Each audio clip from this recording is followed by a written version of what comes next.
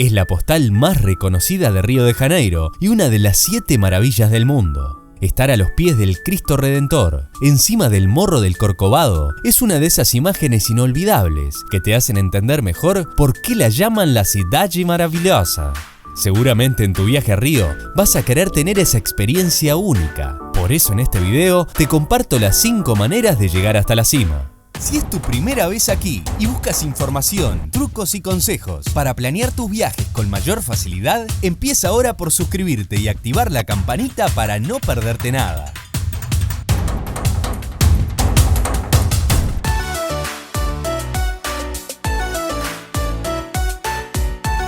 Antes de contarte las 5 opciones que tenés para llegar al Cristo, quiero apuntar un par de factores a tener en cuenta para realizar esta visita. El primero es el estado del tiempo. Realmente, para apreciar las vistas desde el Morro del Corcovado, es importante que el día esté lo más despejado posible. Te sugiero revisar el pronóstico para elegir el mejor día para hacer esta visita. El segundo factor es el lugar donde te estés alojando. Río de Janeiro es una ciudad enorme y eso hace que los tiempos de traslado se amplíen. Posiblemente tu mejor alternativa de transporte hasta el Cristo sea la que se encuentre más próxima a tu alojamiento. En el artículo que subí a mi web encontrarás los puntos de venta y los precios actualizados de los medios de transporte que menciono aquí. Te dejo el link en la descripción de este video. Ahora sí, vamos a las 5 opciones de transporte. Furgonetas Paineiras Corcovado.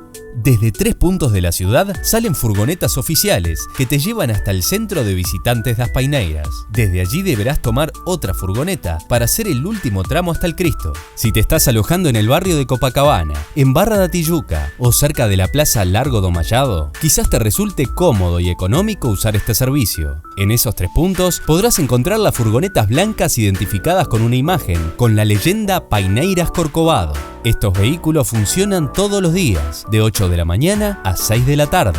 El ticket que compres, ya sea online o en los puntos de venta, te incluye el transporte en furgonetas hasta el Cristo, el ingreso al mismo, el acceso al centro de visitantes das Paineiras y el regreso en furgoneta hasta tu punto de origen. Tren del Corcovado. Quizás sea la manera más común y pintoresca de subir al Corcovado. Este fue el primer ferrocarril eléctrico de Brasil, inaugurado en 1884 por Dom Pedro II. Es más antiguo que el propio Cristo Redentor. De hecho, fue el que transportó las piezas del monumento para su construcción.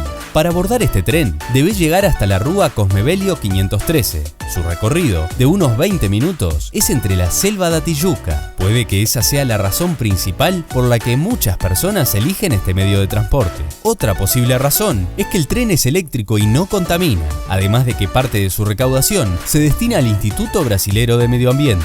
El precio, en cambio, es parecido al de las furgonetas oficiales. Funciona de lunes a domingo de 8 de la mañana a 7 de la tarde y tiene salidas cada media hora. Si vas a usar este medio de transporte, te sugiero comprar la entrada con anticipación a través de internet, porque las filas para adquirirlas en la misma estación pueden ser largas. Combinación de automóvil privado con furgonetas oficiales Paineiras Corcovado. Podés combinar el servicio de automóvil privado que prefieras para llegar hasta el centro de visitantes das Paineiras. Desde allí, deberás tomar una de las furgonetas para que te suba hasta el Cristo. Si conseguís una buena tarifa para el tramo entre la ciudad y el centro de visitantes, quizás te signifique un buen negocio.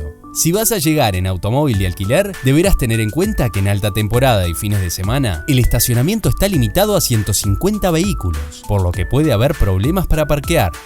City Tours.